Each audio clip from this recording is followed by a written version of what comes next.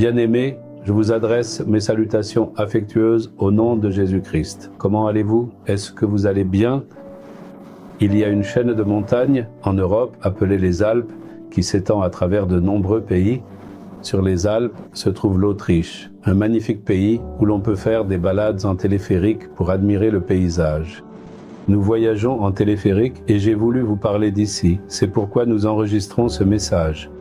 La création de Dieu est vraiment magnifique. C'est agréable à regarder. En même temps, il fait très froid car il bruine dehors. Eh bien, vous demandez-vous quelle parole le Seigneur a pour vous aujourd'hui?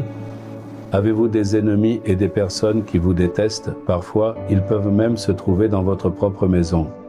Ils peuvent être sur votre lieu de travail, dans votre village, ou même à l'endroit où vous vivez.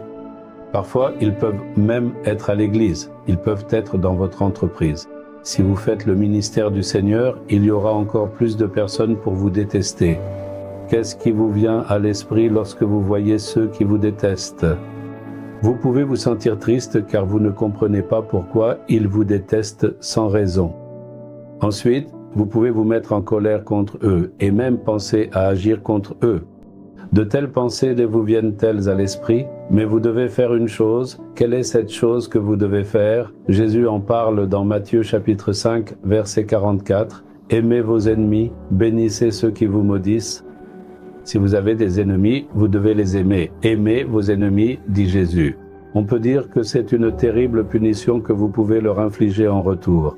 Si vous pouviez montrer votre amour à ceux qui vous haïssent, ce serait comme amasser des charbons ardents sur leur tête. Lorsque vous faites du bien à ceux qui vous font du mal, c'est ce qui se passe. Voilà donc ce que vous apprenez du Seigneur Jésus-Christ.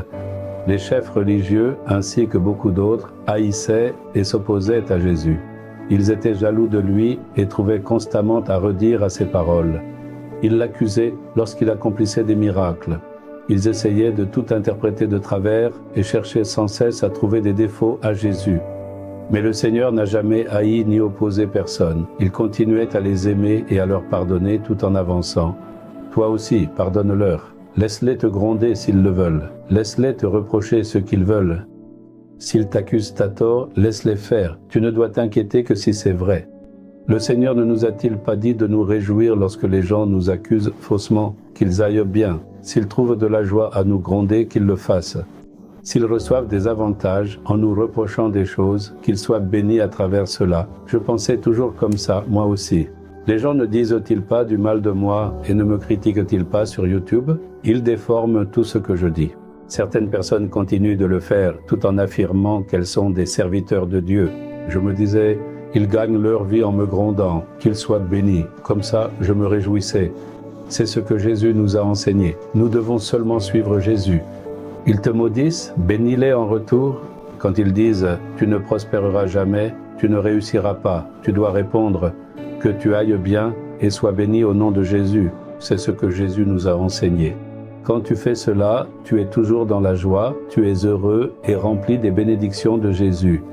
Puisque Jésus m'a enseigné cela et que je le mets en pratique, je suis heureux tout le temps.